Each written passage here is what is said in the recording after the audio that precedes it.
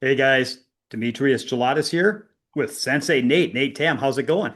What's up, man? It's going good. Yeah, it's been a while. Thanks for making the time. Life's been busy, but we've both been busy, doing a little coaching, doing a little playing, things like that. Uh, hmm so yeah, I guess let's just dive right in. I want to get rolling. So let me just get this show on the road. Here's I got a question for you. Nate Okay. doesn't know any of these, by the way. I'm I putting have him on. no idea what's happening right now. So here's a question. The statement before the question is I've noticed that there's a lot of young players that are getting very good very quickly. Hmm. Um, I've I've just met another one in my pool room. He's 11 years old. He's playing 460 Fargo, but he's outperforming that. And Okay. he's probably, because he's on the upswing, so his Fargo is Yeah. not it's lagging behind him. I mean, the bottom line is he's an 11-year-old. He's been playing a couple of years and he's playing, 500 plus Fargo. He's moving the ball around, stroking the ball around, striking well, running tables off the break, things like this. Um, but then you've got a lot of people that have played for decades that don't play any better than that, or they. So here's a question: par time benchmarks. If somebody was to start playing today, Hmm. how long before they reach 400, 500, 600, 700? How long do you think it should take? Knowing How? like if they approach it like if you could take a 13 or 14-year old or even an adult that had a reason, let's just say a reasonable amount of time. Let's say a reasonable amount of time is like they can play an hour a day on their own most days. They play one night of leagues a week, and then they play one day a week where they can put in a full day sparring around or playing a tournament. So one 6 to 8 hour session a week, one league night, and then an hour a day on their home table to kind of work on some stuff. That's a pretty strong amount of playing time. I've worked with a lot of people. Of course, not everyone's that serious, but like for amateurs that want to improve, that's what they put in. Now, Yeah. for professionals, they put in way more than that. But like I'm not talking about that. I'm just talking about, pool's a big part of their life. They devote, a league night, a day a week, and then a little bit of time every day. How I long to think get what's those different levels? yeah, I think what's amazing about this is subject matter is that you could get a wide variety of results based on not just the person, but based on the approach of the improvement, right?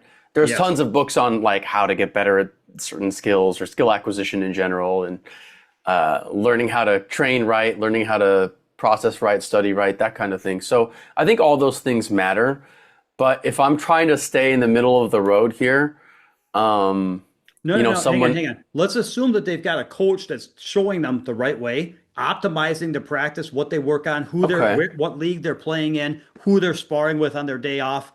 Yeah, well then you're. that matters. That matters a lot. That's what I'm saying. That matters a lot more than just Yes. someone who's into the The game. Yeah. question is, what is the quickest? Well, that's the question. It's what is the Mm. optimal, like on the optimal journey with the optimal coaching and approach? What is the quickest somebody could hit those targets? Okay, so the numbers are 4, 5, and 600. Yeah. Ooh, okay. I think you could probably, with like a teenager who's well coordinated and driven, get to a 400 in months, just a couple months. Okay. Yeah, not long. Um, like a Tom Cruise level training for Color of Money, right? Yeah, yeah. I think the story was that who was it that trained him? Boy, in that Uh, one, I don't know. I mean, I behind the scenes stuff. I know that Yeah, Mike yeah. Siegel So might have been involved, or yeah, it I'm might have been sorry, I Mike don't. Siegel or something stuck him in a room for 12 weeks, just having him hammer at balls for a few hours a day or something. So I think in that case, it only took him like a couple months or something to get at that level. So I would say a couple months, like 2 to 4 months, for someone to really get to 400 level bar, where it's they know how to make a ball. They sort of understand a little bit of cue ball. Maybe they've run a rack, something like that. Um, but it doesn't happen all the time. They don't quite subconsciously know what they're doing. For a 500 player, I would say it would take 6 months to a year. Yeah. Okay. That's what I think. Because if you're really chasing, with coaching and you're really at it, like you're saying, yeah, I'd probably say 6 months to a year to learn a new sport and get involved and like really start to understand it. To 500, 6 months to a year, Okay. and then for 600, it's going to be at least 1 to 2 years. Yeah, Wow. Yeah. and then and So then the higher you go, the longer it takes. yeah, yeah, yeah. Interesting. So I will tell you, I'll tell you where I agree and then where I was surprised. So Okay. I think that anybody that's listening to this is going to be falling out of their chair shocked with how short those timelines are. Hmm. Because they're in there. I think that, well, okay, so let me ask you a different question. If I went to a league and I asked a guy who's been playing for 30 years, who plays like 640 speed, a good local player, and I asked him how long it would, or even a guy that was a 580 Fargo that's a good league player, and I asked him how long it would take to get to 400, 500, 600, what do you think they would say? They would say it takes a lifetime. Uh, but welcome to the 21st century where you got coaches and videos and a wealth of knowledge and just improvement at your fingertips, especially with a kid who's a sponge, who is into the game, who wants to make it. Yeah, so here's I like this. I'm gonna keep asking you questions. Here was a thought experiment I did. So let's just say, according to, most historians, there's obviously debate, but most people say that the first cities and civilizations dawned around 10 to 12,000 years ago. Okay.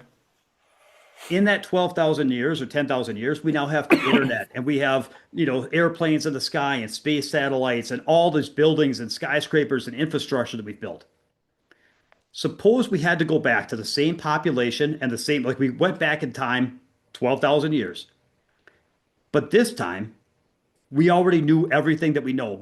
Everything about where the metals are, everything about how to build stuff. We didn't have anything built. We still had to dig into the dirt like Minecraft and ore the mine and start building the tools. But we had, and I don't know if that's because we have a computer telling us everything or a library of encyclopedias, or if we're just allowed to call up and phone a friend, or if we send back 1,000 people in time with all the right knowledge. But like, just take it for granted that everybody back then knows everything they need to know and has the blueprint on how to duplicate our civilization. How many years would it take to get to where we are today and have, if we wanted to duplicate exactly what we've built today? I don't think that's an answer we can know. I mean, like, Well, that's the fun part. I mean, obviously. yeah, of course. Okay, so what Would that it makes take me think of. 12,000 years? Yeah. How long would it Okay, full disclosure, I'm an absolute nerd. I'm a geek. I love anime, and there's an anime called Dr. Stone. take? Okay. It's about this genius kid who loves science, and he knows basically everything there is to know about how to make anything. And then in this world, like, some apocalyptic event happens and everyone on the planet turns to stone. And then 3,000 years later, something happens and he wakes up and he's not made of stone anymore. And then a couple other people wake up and he starts to build civilization again on his own. And it only takes him a few months to redevelop medicine and a radio and, a couple other bare bones technologies, glass blowing and all this other stuff. So it's like, yeah, I don't really know the answer to that question. Just that with the right resources and the right minds, you get there 100 times faster than you did before. Yeah, so I think I was thinking about this. Like, obviously, you still need some serious time to construct everything that we've constructed. Even with Yeah. single-minded, hive mind focus, like you just need time. And you need time to ore stuff, and you need time to build stuff, and you need time. But like, instead of 12,000 years, like, would you take, okay, where would the over under be? Like, would it be, I don't know. I'll just say this. Like, we're at the longest. What's the longest? What's the shortest? Give me a range. I think the longest would be, a few thousand years, maybe 3 or 4 thousand years. And the shortest might be 400 or 500 years Yeah, to get that's to the about, same spot. yeah, Yeah. I was thinking like I would think that like if I had to draw a line and say what's the over under, I would think like 1,000 years. Like Yeah. it might take longer than that, but it might only take 800 years, but it might take 1,500 years. But like I would assume that it's going to go about 10 times faster because the thing about it is it's not like we were continuously making progress for 12,000 years. We'd make progress and then we'd stall, or certain parts of our development would stall for 5,000 years as we had to figure out how to make bronze, and then as we figured out how to make steel. So if we could make steel 11,950 years earlier, what might that have done? Like, we wouldn't have these, we could just start chopping off thousands of years where civilization was stuck. Another big one is that, like, sea navigation. I read a really interesting book called Longitude, and it was all about navigation at sea. And I didn't realize, but there's 3 million ships at the bottom of the ocean. 3 million, man. That's What? how many. Yeah, isn't that? You can fact check me on this, but like that is an unbelievable amount of sunken ships.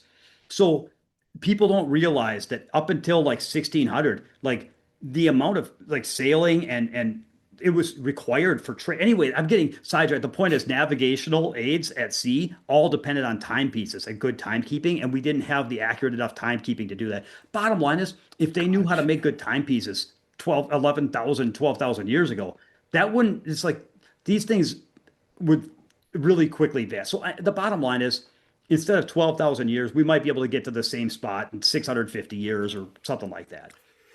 And I think that's a parallel that would help people understand. So why did I start with this? Is because back to the Fargo thresholds. Those are quicker than I even thought. Even with great coaching, and even with good information and a hungry, sponge, I do think it just takes some experience and time and swings to kind of understand how to pocket balls and to kind of get a. They can have the education of where the cue ball is going to go and why, but it takes time to develop a feel and kind of, especially playing off rails and kind of understanding these things. Um, and there's only so fast your brain can form connections. But that being said, I do think that you can develop a feel a lot more quickly when you're being shown which roads to go down. It's what, taught what to do and how the balls react, and then try having exercises to try those things so that you can develop the feel that matches your knowledge. I think with the right coaching, I do think that you can trim those numbers. But I would have said, and I also think it's possible that you you learned the game pretty quickly because you're a new age player that approached it with the right approach. But I think you might forget how tough the game is at times. I would say for me to get to 400, I would have thought a year. I would have thought 500 2 years, and I would have thought 600 might take 3 years just to get the volume of swings in. But yeah, but if you showed me a kid that's been playing 3 years that's playing 650, I could believe that too. But that would be like on the track to world champion. So I know a guy who plays at a local spot. I won't say who he is. He plays, 650 speed, and I met him when he was playing for about a year and a half, and he was playing about 600 speed at that point. Wow. Right. And like he was a college kid. All he did in his free time was pool. There was a pool like club at his college, and he was just always in there, always training, always absorbing. And then he would go to the pool hall where he worked that night, and he would, match up, and he would learn from other pretty good players that play out of there. So that's the first thing I thought was like, oh, this guy, I know him, and he did this in a couple years. Now, I suppose it all comes down to how much time it takes to learn something realistically, but also, okay, analogously, is that the right word? It is Okay, now. it is now. Analogously, you could think of language in the same way. If you want to learn a language quickly, you don't use Rosetta Stone, you don't get a tutor, you don't study it in college. Go live in Japan for 6 months and tell me you don't know Japanese after that time. You know what's After funny knowing about nothing. this? It's actually super funny you say this because I was starting to think about how most people learn pool. And because I worked with, so I do, for people that don't know, I do boot camps where I work with players in person for, serious players for 3 days. I also do online coaching, which I'll come back to. But the thing that I realized, like I've been working with a player that I've been playing for decades that had serious holes in his understanding of the game. And and not high level advanced fancy pants stuff, but like stuff that I thought was 101, like everybody knows this, he didn't know. And Hmm. I realized something. Most people learn the game. They they they just put in time, swinging their arm, knocking balls in, and trying to run tables. And then little by little, they run into spots where they don't know what to do. And maybe they ask somebody, what would you do here? And then some guy that may or may not know what he's talking about, oh, when you're in that spot, you could try to do this. And they get it's piecemeal. It's just like they're at the league, they're trying to run their tables, and then once in a while they call a timeout. Their captain says, you can try this, or after the game they set something up, and maybe they pick up a move, and maybe they pick up a move. But there's no, I realized that when I was working with this guy that had been playing for decades, he did not have an understanding of the game. He was a guy that had been playing for 30 years that just had a series of in this spot, I try that. In this spot, I try that. Or when it's here, I usually try this. And there was no overall understanding or strategy. It was just a bunch of piecemealed. I don't know. When I'm here, I usually just try to do it this way, and sometimes it works. And I don't really know what to do there, but I know what to do here. I picked up sometimes when I'm here, I hit it this way. And it was very piecemeal, and it was shocking to me. And what that coming back to Rosetta Stone or language, I was, when I go to a Chinese restaurant, I get a fortune cookie. Nowadays they have on the back of the fortune cookie, they say learn to speak Chinese. And then they have like a word where it's like chicken, and then they have whatever the Mandarin is Huh. for chicken. And so on the back of you've never seen that?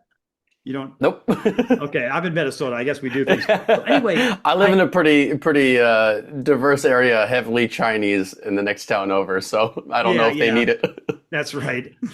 So I always thought that was super funny. Like, who's the guy that goes to China and speaks fluent Mandarin? Everyone's like, "Wow, you speak so well. Where did you learn that?"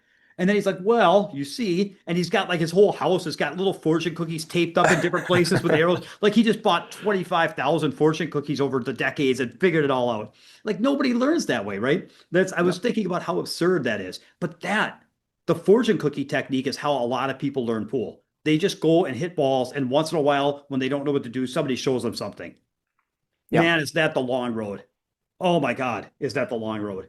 And so I think that yeah, it's now when you mentioned the guy that was 650 in a year or I'm sorry, 600 in a year or whatever, like you were talking about him being obsessed and being all in every day, like that kind of Yeah. thing with single-minded focus. Yeah, you can get very good very quickly. And so a lot of people are going to be um, in disbelief and disagreement with this. They're going to hear this. I would predict that most people listening are going to be like, oh, no. But here's the thing. You got to decide you got to beat them or join them, man. And a lot of what's coming from is a feeling of threat or fear, which is like I've worked, or even a feeling of betrayal and outrage. Like I have worked so hard and so long that I don't want to believe that other people can come along and do stuff better than me with less pain and Mhm. effort that I've put in. It's threatening and it's belittling to me and it's uncomfortable and it's unfair. And I would choose not to believe it because I don't want to have to look at that. But there's going to be a lot of people that go that way. But the other way you can go is to say, first of all, what other people do doesn't affect your journey. Like in the end, if all of a sudden today there was an army of 8-year-olds that ran 1,000 balls in straight pool, it doesn't change the fact that I enjoy playing and I'm doing my best and it's fun to compete. And if I was a top professional, then it would matter because if I was making a living playing pool, well, then that stuff matters. But like for anybody that's not making a living with this game, if what other people do doesn't affect your journey, and the fact that we were on these, we were hacking our way through the jungle instead of driving down paved roads, the fact that our journey was more arduous to get where we are, and that there's people learning things quicker than we are, that doesn't change the fun we had along the way. It doesn't change the friends we've made. It doesn't change the meaning of the matches we've played.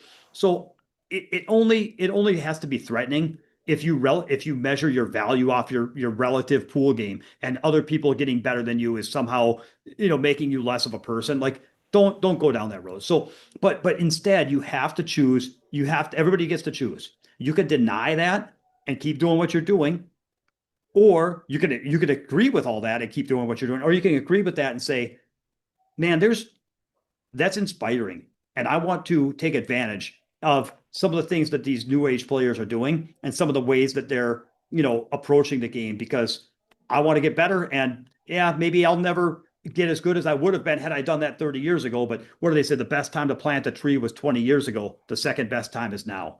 So what would you Mm. say to people that are in that spot? Like these old school players that have spent 30 years that are still 550 Fargos that are listening to this right now. What would you say to them?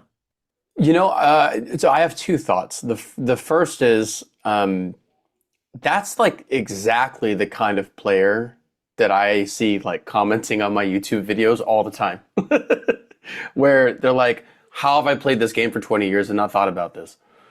And the second thought is, when I say we, I literally mean you and I have contact with these types of players over and over because they exist in the Patreon group that you run. And it's a very common thing, I feel like, in the 21st century for a pool player to be playing, 20 or 30 years and learn something new for the first time and experience, I suppose it's frustration that they didn't know it before, but it's also really cool to see people excited to learn and improve at a rate that they'd never have had before, right? It's Yeah, it's and the learning is so much quicker than it used to be, regardless of your age, because of the material that's out there now. yeah, and the idea, one thing that is a lot of people are very they're just wrong about what they know and understand and at what level they do things. For example, I had two students came out last week. I got to work with them. Very, very cool. And one of the guys was a pretty good player, mid 500 Fargo and competitive local player, pretty smooth at the table, pocketed well.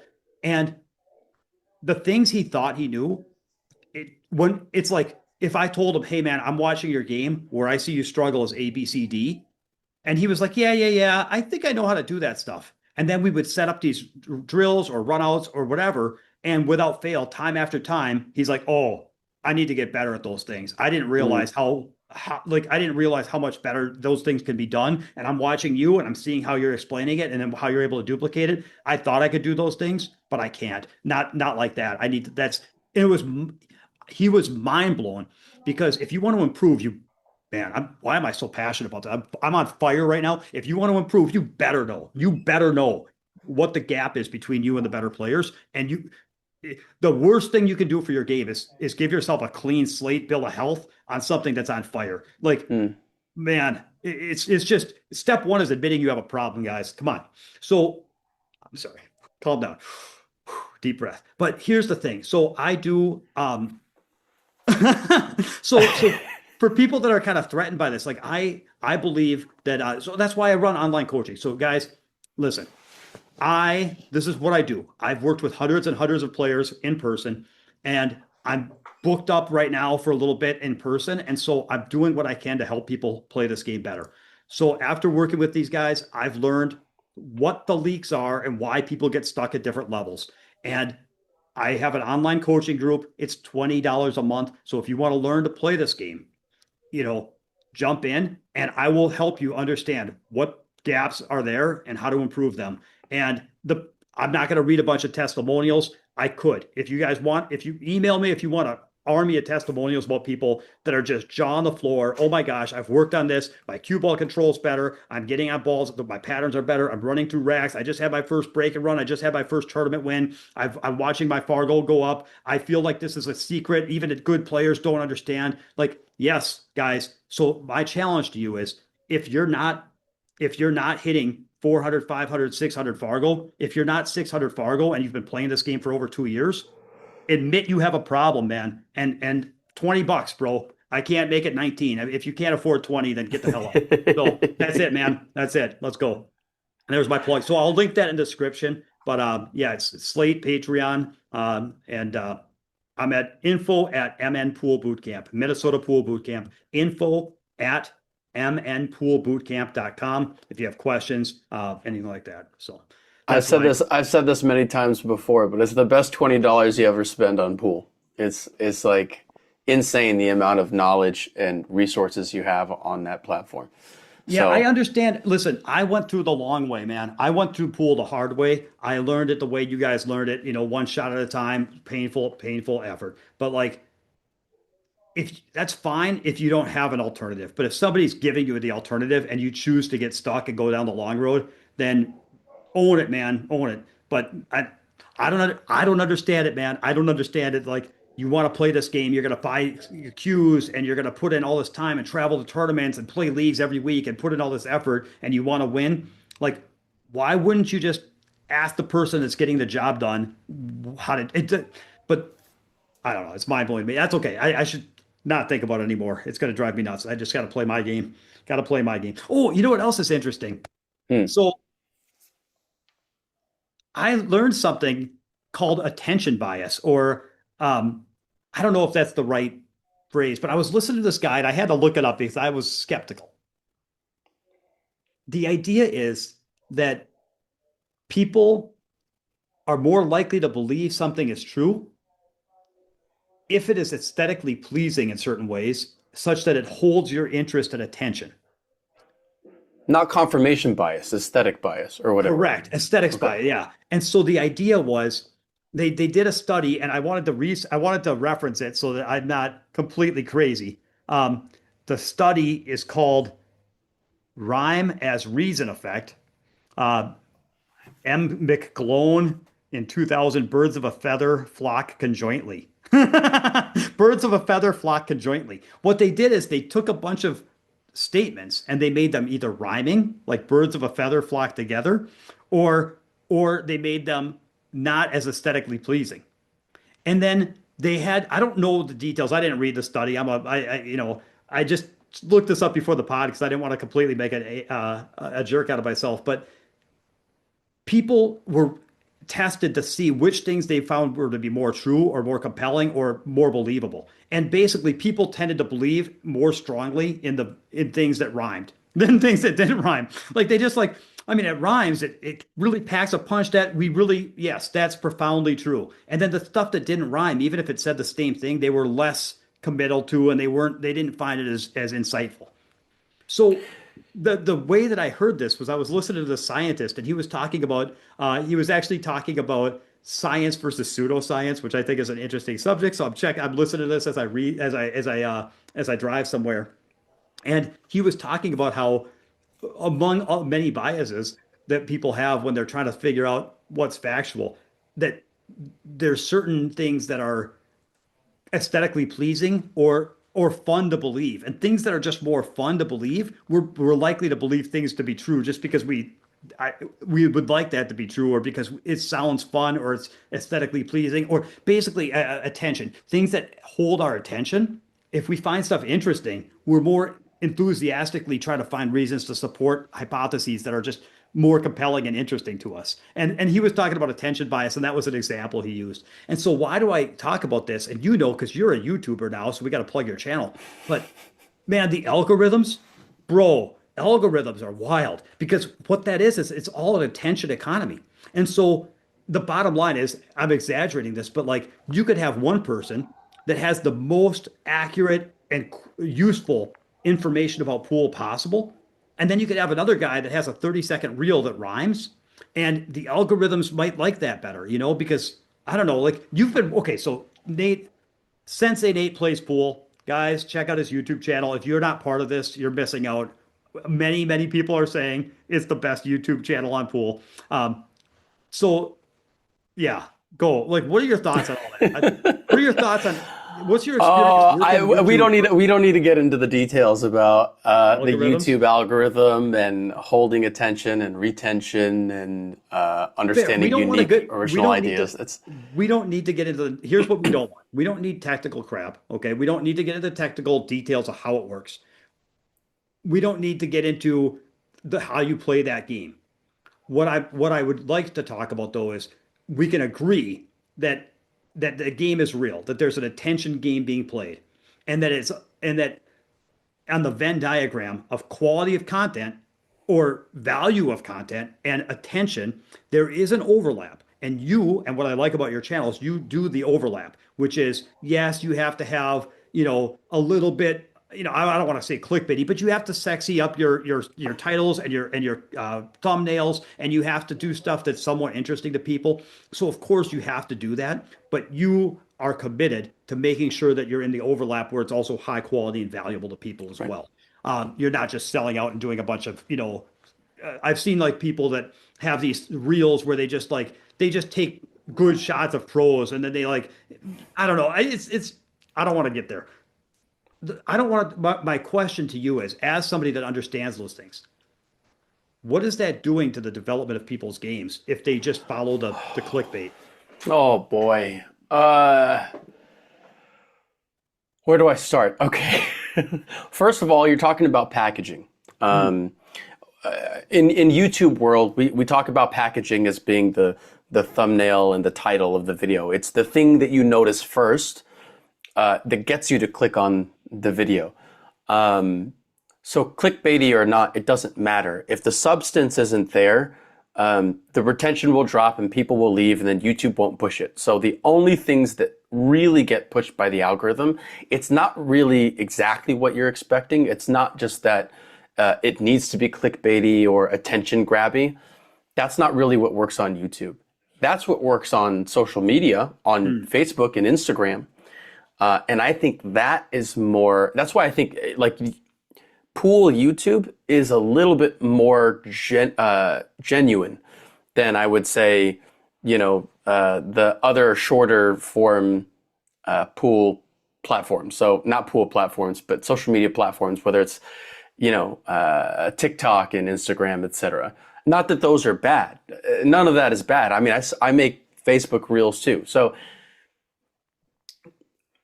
what it encourages from creators is a type of content that, yes, holds attention, but also is very shallow in the depth of understanding of what is being shown.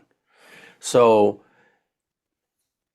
okay, so there's two levels to this. I'll say there's an honest level and then there's a somewhat dishonest level, okay? Ooh. So the honest level of this is let's make something as entertaining as possible with value. That's where I try to land, right?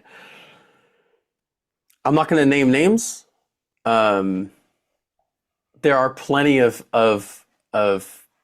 Facebook Reels and YouTube Shorts that I've seen in the pool world where all it is entertainment, even the instructional stuff, the educational stuff that is supposed to be there for you to become a better player. So much of that this is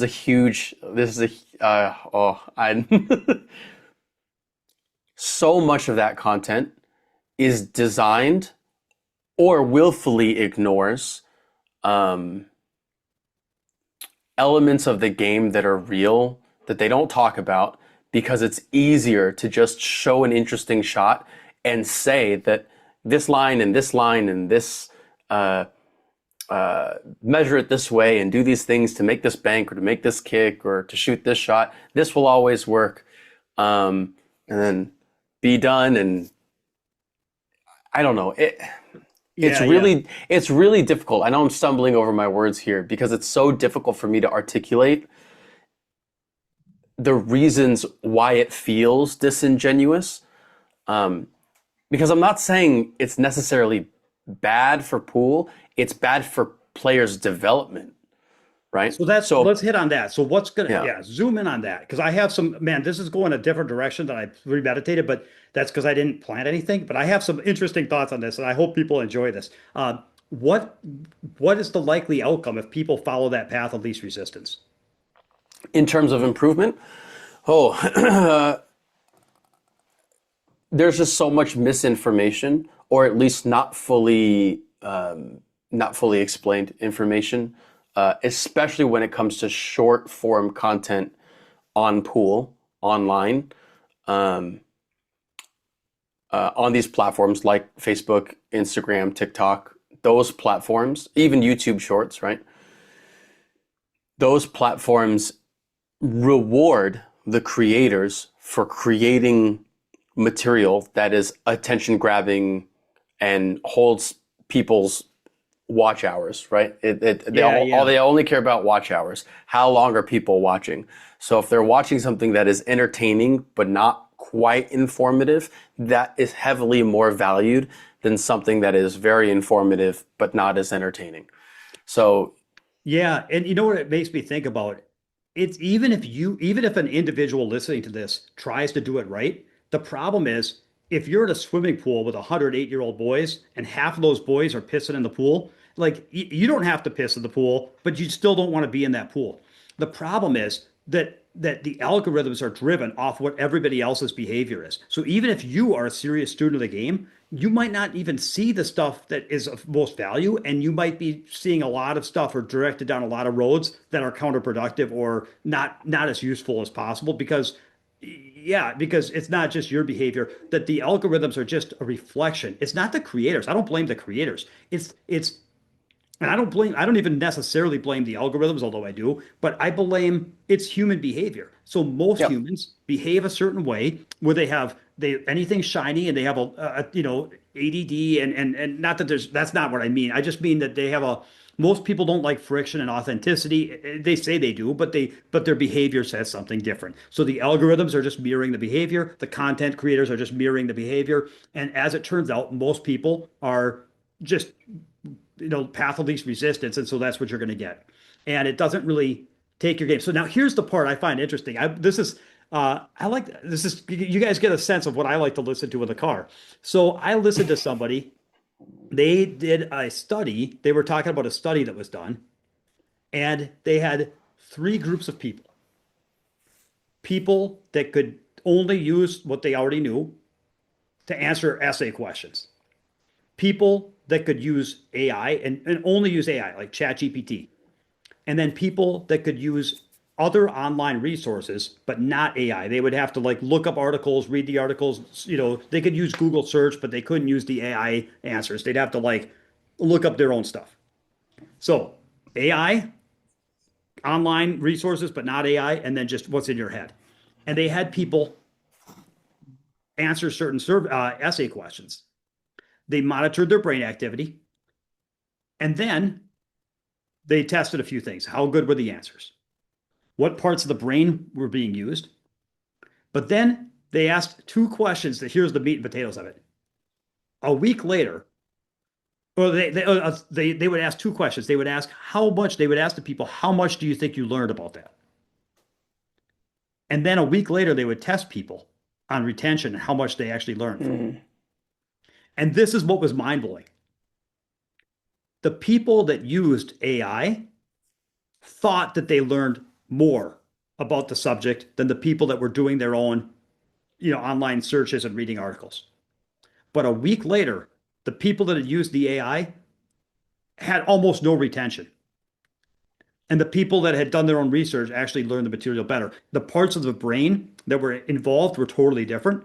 And and that the person that was using the AI, not only did they not perform as well, but it actually affected them in future experiments, even without the AI. Like it was like a lingering effect of their thought process. So this was something about like the anyway. So the point is, what they some of the things that they learned from this or that they suspect from this is that when we learn is through friction. We learn through friction.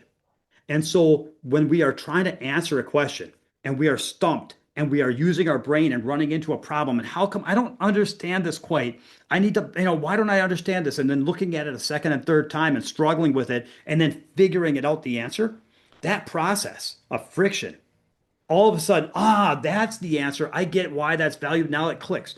Compared to just asking AI, dumb that down for me. And then the AI dumbs it down. You're like, okay, yeah, that made sense when you said it. I still in that moment understood it, but it didn't stick because I didn't fight for it. It's like if I wanted to do a pull-up and I just watched a video of a guy doing a pull-up, like, oh yeah, that's a pull-up. Yeah, but you didn't earn it, you didn't fight for it, and it doesn't carve the same neural connection in your brain, and it doesn't lodge into your long-term memory the same way as something you fight for. So the thing about AI and some of these things is that they make things frictionless. But making things frictionless actually but it creates the illusion that we're learning a lot because we're covering a lot of ground, and there's times when it makes sense when they're saying it, but then you go back and try to recall it or explain it to somebody else, and you're like, I don't know, I heard something about that, and it's shocking anyway. So people don't like friction, and whether it's online learning or in this case online pool learning, people don't like friction, and what sells is the path of least resistance, which is not only clickbaity, but it's also passive and entertaining. And like, oh, I could just sit and short 30 seconds, entertaining, passive. I could just click and get a little dopamine rush. And I'm watching other people explain stuff and watching these shots. And I feel like, or I'm watching these videos, I feel like I'm learning stuff. But then you go to the table and nothing's changed because what did you do with that? What do you, I'll stop. What are your thoughts on, isn't that interesting though? I don't think I have any more thoughts. You said it all in my head. So Yeah. yeah, it's one of those things that yes, it's aggravating, but like you said, it's human nature to only operate this way. I do think how funny or how linked to this last conversation that we had about improvement, especially if like you're young and you're really driven and all that stuff. Because what you're learning there is in depth. You're not learning that surface level stuff. But what I do think it actually is really good for is exposure to the game, right? Because you actually get a lot of non-pool players watching these reels and going, oh, this is interesting. I didn't know. I should try at least something like that when I'm find myself at the dive bar tonight, whatever. I will say this. It is a great, like they used to think, I don't know what they think anymore, but back in that, when I was growing up, they always talked about how like marijuana was a gateway drug. And even if it wasn't bad by itself, it would lead people to doing harder stuff. Listen, that's fine. I just wanted to really encourage people. Like the reason I coach is I'm trying to lead you through paths. Like there's so many people that discover, that think they learn things or that make sense or they can even explain it, but then they can't apply it. I'm not a content creator, guys. I'm a coach. And so I won't tell you stuff that you're going to watch passively. It's interactive. I'm going to have you trying stuff on the table. And my goal is to in the shortest amount of time, what training and knowledge and exercises in what order will give you the quickest lift on your game and actual play. Like that's what I'm all about. And so, yes, I think that those reels can be good if they're like the gateway drug. They're like if those reels are the marijuana, let me be your hard drug that I'm not going to continue this metaphor. I want it to lead you to me. Okay. There's a lot of places I wanted to go there, but out of respect for people that are dealing with drug problems or losses in their family, it's not a joking matter. So is this where you wanted to take this conversation? Yeah. Yeah. Okay. Should we? All right. Yeah. It was all a big play to get the horse tranquilizer. That was the end game of the whole time. Okay. Let's change the subject. Let's go to something a little bit more lightweight here. We had a funny conversation and you were talking about tall players versus short players. Oh And man. who had an advantage. So let's get to something more tangible. What are your thoughts on this? Because I hadn't heard this before. What are your thoughts? What do you mean you hadn't heard this before? There's no way you've thought about tall players versus short players before. Okay, I see. No, really. Okay, because I am of the opinion that it doesn't make a big difference. I'm of the opinion that height's not really a big factor in pool. But you didn't feel that way. What was your height? What was your thesis statement? I think in the 21st century, a pool player has a build, right? The best pool players in the world, almost all of them, right? I think there's plenty of exceptions that prove the rule, right? And a lot of people are going to be like, well, what about Efren? And what about all the little Asian guys? You guys check out most of the the 800 plus Fargo rated players in the world. So many of them are tall. And so many of them are lengthy also too. Lanky. Whether it's Federer or Shane, Kachi, they're all huge. Now, it depends on the area of the game that you're talking about. If you're just talking about reach, of course it's better if you're tall. Of course it's better if you're tall. You're talking about reach. I understand that there's physical limitations and there's a physical strain on your back or on your legs or whatever it is if you're taller. But when it comes to the actual mechanics of playing pool, I'm sorry, longer levers are better. That's just my view, and that's okay to disagree with that. That's just where I am. Maybe I'm upset because I'm short. Right? I'm not a tall guy. So here's my thought, because I have never thought that being tall was an advantage. And so there's there may be individual parts of the game, like for example, the reach could be one. Um, you could make an argument about the break and thinking about how longer levers might give a slight edge. I could buy that, although I'm not convinced of it, but I could be convinced of that. But as far as the idea that overall, your overall game, uh, let's if if it was the case that being tall was an advantage, what I would expect to see would be two things. I would expect to see an overwhelming number of 6'6" people playing pool at the high level. And I would expect to see almost no exceptions of anybody under 6 feet playing at that level. Like in basketball, for example, in basketball, everyone's really, really tall, and you just don't see 5'6" people playing Hall of Fame basketball. But when I actually look at pool, I don't see one exception. In fact, I see so many exceptions of Ko-Ping Chong or Alex Pagulayan or Dennis Urcullo. I mean, Dennis Urcullo played the game at the very highest level. Alex Pagulayan played the game at the very highest level. Nick Varner, we could go back to Jose Perica and Nick Varner back in the 80s, 90s. Now you could say, well, they're old school. The game has evolved past them. But even at the new age, today, if we pull up the top Fargo in the world, I mean, how tall is Filler? How tall is Ko-Ping Chong? These guys are playing the game at how tall is Aloysius Yap? I mean, these guys are playing the game as good as anyone's ever played it. And it's not if it was 90% 6'5" people, and then there was a couple of people that were like 780 to 800 Fargo that were a little shorter. But like I feel like there's even representation of under 6 foot people playing at the highest level. And not only is there, it's not just one exception. It's not even I just don't even think that it is an exception because I don't even see the rule being supported. What are your thoughts on that though? I think we're having two different conversations. Right. I think there's a conversation of what is the optimal pool player, and then the conversation of, what does an elite pool player have to look like to be an elite pool player? Right? This is not the same as the basketball conversation. In basketball, height is basically a necessity, right? Yeah. In pool, height is not a necessity, but it gives you an advantage, in my opinion. Okay. Right? Just because it gives you an advantage doesn't mean that you have to be tall to play pool well. So but here, let me ask you this. I'll let you continue, but I just Sure. want to clarify.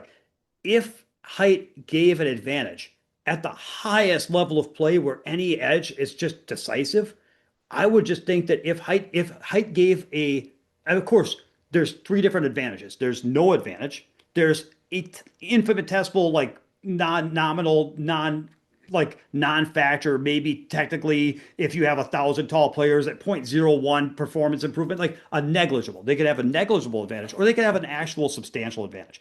I would say it's either non-existent or negligible because if it was substantial, then I would expect to see at the levels when people are fighting over negligible differences, anybody that has a substantial advantage would dominate. And how come I don't see that? Sure. I don't, if I had to categorize it, I don't know if I would put it in. I'm kind of in between, actually, because when you think about how players adapt, like Alex Pagulayan, I'm sure, is a lot better at using a bridge than Kachi is. And right? that's a situation that only comes up once a set. Maybe a stretch comes up, a couple, 2, 3 times a set, but like for the most part, it's not coming up on every shot. If it's something that comes up on specific shots, but then again, maybe jacked up players. I've thought that taller players might have an edge on jacked up shots. I don't know. Yeah. So like for instance, I did a video, I don't know, like a month or two ago about playing percentages, and there's one of the shots that I open. Oh yeah, you've seen that one. One of the shots that I opened with is Fedor literally stretching over the table as he's jacked up over a 9-ball shooting the cue ball, and like for him to be able to stretch and jack up and shoot that ball in that way, like you can't get the same stroke on the ball. I mean, I suppose you can get the same stroke on the ball with a bridge. It's just so much harder. Likely. So no, right, for sure, yeah. Right. So I think that while in the numbers, and maybe in reality, in totality, it is negligible. There are real differences in real moments that you could say, oh man, if I was just 6 inches taller, this would be so much easier for me. I will So grant that's what that. Yeah. that's the difference that I'm talking about. Okay, so I would say that there is real differences. Like you could probably set up a couple of shots to where if you have to shoot a jump shot and you can only either stretch for it or use a bridge and jump, like that's a real advantage to be able to reach that. So you could set up certain shots like that where being tall would give you an edge on individual shots, but you might have to play, you could play 10 sets of pool and maybe never see a spot like that come up that's that big of a difference. So in the end, and yeah, I agree. There are certain shots where being tall is an advantage, but overall, I'm not even disputing that there may be an edge. I don't know, but I think that the height is a negligible advantage in pool, except for in specific situations. I would say that. But Well, I would also say that as a short player, one of the things that I struggle with the most, and you've seen this in person, is that when I'm stretched out with the cue ball in the middle of the table, well, I also have the kind of technique that gets in the way here. But like I struggle with stretching to the point where I'm so uncomfortable that it becomes very easy for me to miss balls simply because like mechanically I just can't get my arm in the same place, right? Or my hand is banging into the table or whatever it is, right? It's so much easier for me to say that because I'm short and I struggle with it than maybe even another short person who has learned to get around that or uses a bridge or shoots left-handed or whatever, right? So I'm not saying there aren't ways for me to, improve over being short. I'm just saying that one of my struggles as a player is the source of that struggle is the height, right? The source of the struggle isn't the stroke. The source of the struggle is literally not being able to physically get my body into a position where I can strike the ball well. So, I mean, yeah, is it negligible? Probably. But okay, it was a hot take of yours, and I wanted to talk about it. I don't know if that is a hot take because, well, I don't know. Maybe it is. I don't know. Yeah, that's for other people to decide, not for you to decide. Yeah, no, it's not. I think I'll give everybody a tip for people that are listening. If you want a little tip on the bridge, I got to add a little value when I can. When I watch people use the bridge, they have two problems. One is their tip accuracy is garbage, and number two, they their execution, their striking's off. But here's the problem, and here's the fix. The problem is when they get down with the bridge and they start doing their practice strokes, they can't see how far the tip is from the cue ball. So when they get the cue on the bridge and they start doing their practice strokes, I'm looking and there's like a 4 to 6 inch gap between the tip and the cue ball. So on their practice strokes, they're never coming within 4 inches of the cue ball. And then when they shoot and they try to hit, they are hitting like they are decelerating they have trouble accelerating through the cue ball and they have trouble, hitting the tip of the right spot. So here's my simple 2-step fix to using the bridge. When you get your cue up and you're doing your practice strokes, stop, stand up tall so you can see how far your tip is from the cue ball and slide your cue tip to where it's like within an inch of the cue ball. And then you can lower back down and start doing your practice strokes. And now your tip is actually close to the cue ball. And then secondly, when you shoot, don't go to the cue ball. Make sure you go through the cue ball. So get your tip close, go through it. And I've had people that can't even shoot a stop shot with the bridge. And by doing those two things, they can start drawing the cue ball with the bridge, no problem. Because when you accelerate through it and hit the cue ball where you're trying to, the shot will react right. And one of the problems that people have, Jeremy Jones talks about it all the time, when people are stretched, it's not enough to see if you can reach the cue ball. There was a European pro that showed me this. He says that's why people sometimes cue on the side of the cue ball and see with their practice stroke how far past the cue ball they can swing. If you can only swing an inch past the cue ball, that means you're going to be decelerating when you hit it and the shot doesn't work right. So you have to make sure if you're going to stretch and reach, try bridging next to the cue ball and seeing, can you swing 4 to 6 inches past the cue ball? And that's what you need. So the same thing with the bridge. You need to be able to get through the cue ball. So close the gap between the tip and the cue ball and then make sure you get 6 inches through it. That's good advice on all shots, but that's where people struggle with the bridge. Go ahead. Yeah, you guys, I am evidence of this. When I went to visit Demi a couple months ago and did some training, I struggle with using the bridge, and he showed me a little bit of this, and it's the real deal. In about 2 minutes, I was able to full table draw the cue ball, no problem. So good Yeah. tip, Demi. Good. Yeah, I try to add a little value. Okay. Those are some fun conversations. Now, I wanted to you were talking to me when you were visiting me, so thanks again for coming out to Minnesota. Yeah. But we were talking about rankings, the world rankings, and you'd made an observation, and you were talking a little bit about something that you found it a little bit. What are your thoughts on the way that the world nine ball rankings are set up?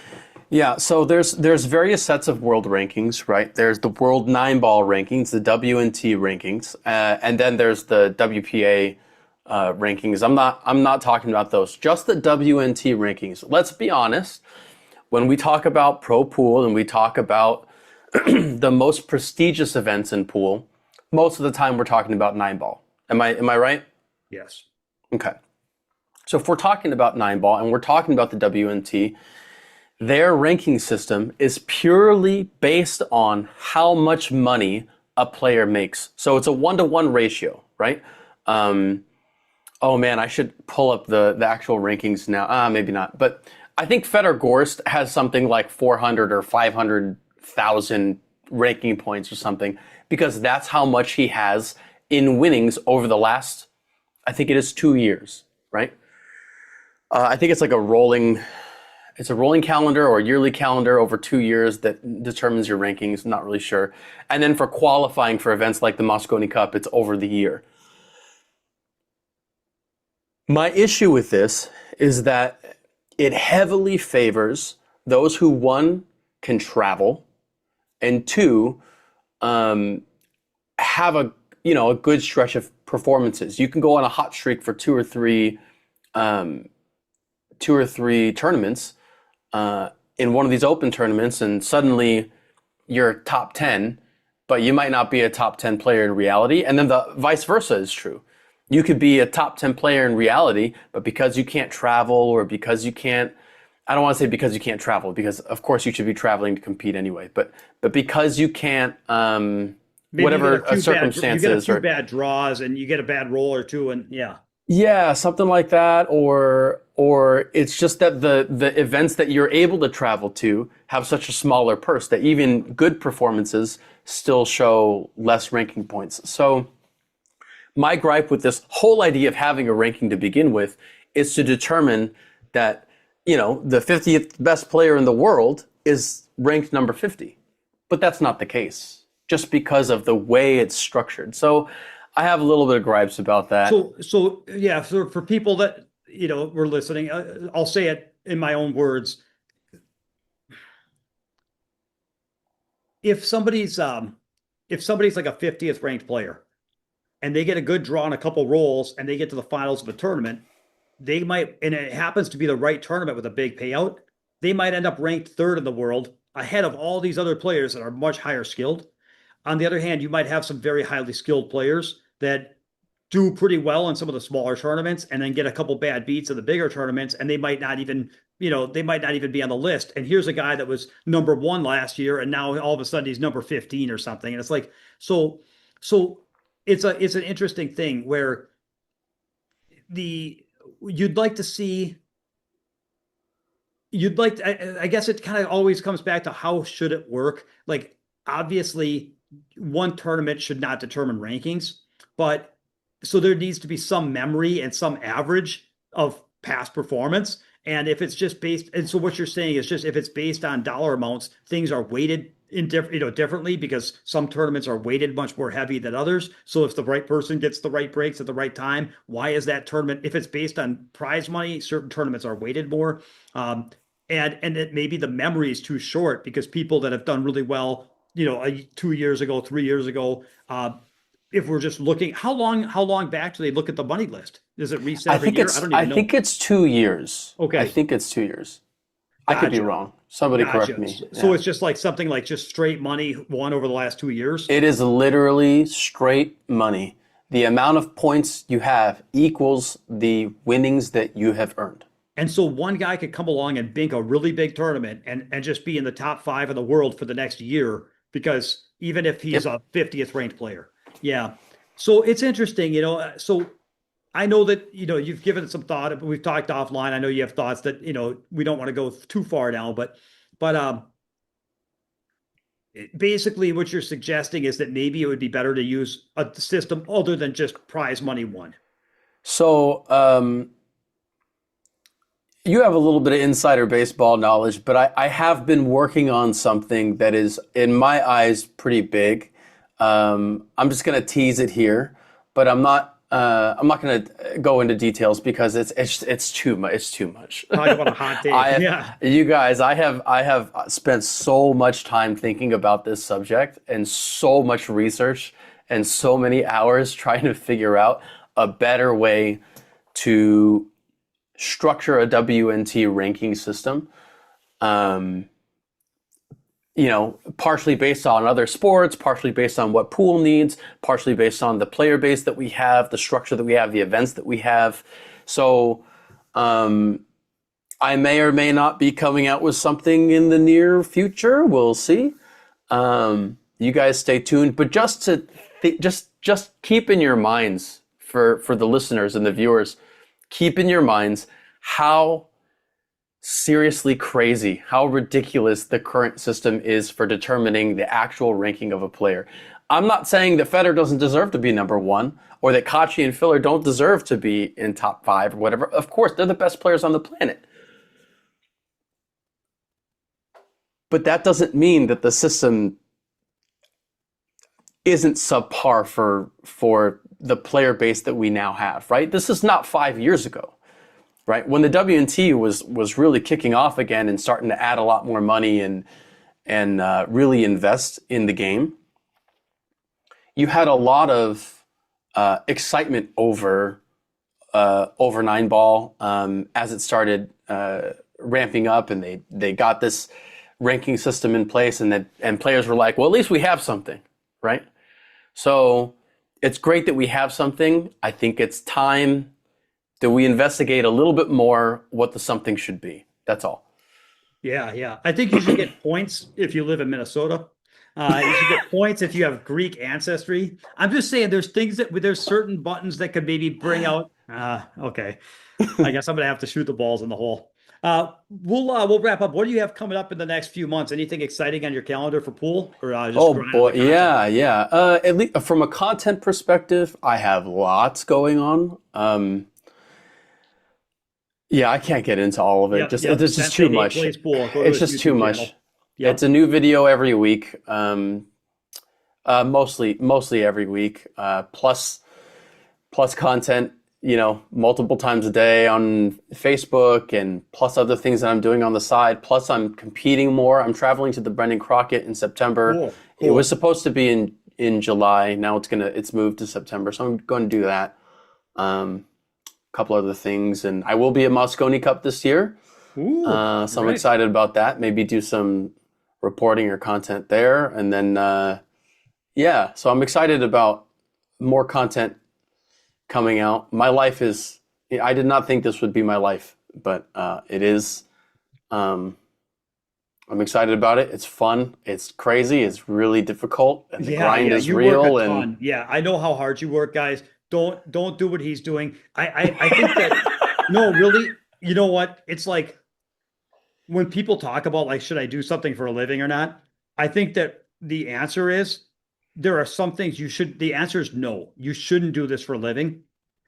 And the only time people should do it is if they can't not do it because it's just so etched in who they are that I know this is dumb. I know I shouldn't do it, but I cannot stop myself from going down this path. It just compels me.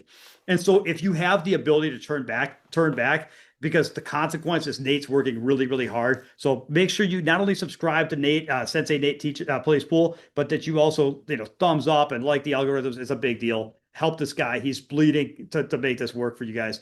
As for me, I'm excited because I get to go play some pool. I've been working really hard too, doing a lot of boot camps. And doing a lot with the online coaching group. Again, check it out. Link in the description, guys. Let's go. Let's get on the table. Let's create friction in the right areas to get you on that fast track. But I'm going to play some tournaments. So I got one in July. That's a it's in Iowa. I thought it's no longer it's kind of a pro event, but it's not WNT anymore. It's weird. Anyway, I'm playing a good tournament in Iowa, and then I've got two in August. I've got the U.S. Open and the Texas Open. I'm looking forward to, and then I've got some small stuff. I'm playing a tournament tonight at Slate Billiard Club, my sponsor, yay! And then I'm playing one in Wisconsin this weekend at in Oshkosh, and that's the Cue It Up tour. So that's the year-end Okay. stop. So it's like a little regional event. So I got a local event, a regional event, and then some bigger stuff, and they get bigger and bigger until I might even be playing guys that are on the money list on the WNT. Hey. All right, that's all I got. Anything else, or should we bring it off? No, that's it. I'm excited that we both get to actually go play some pool. It's fun, man. I'm so done talking about pool, y'all. I just need to play some. Let's go, man. Let's go play. All right, I'll talk to you guys later. See ya.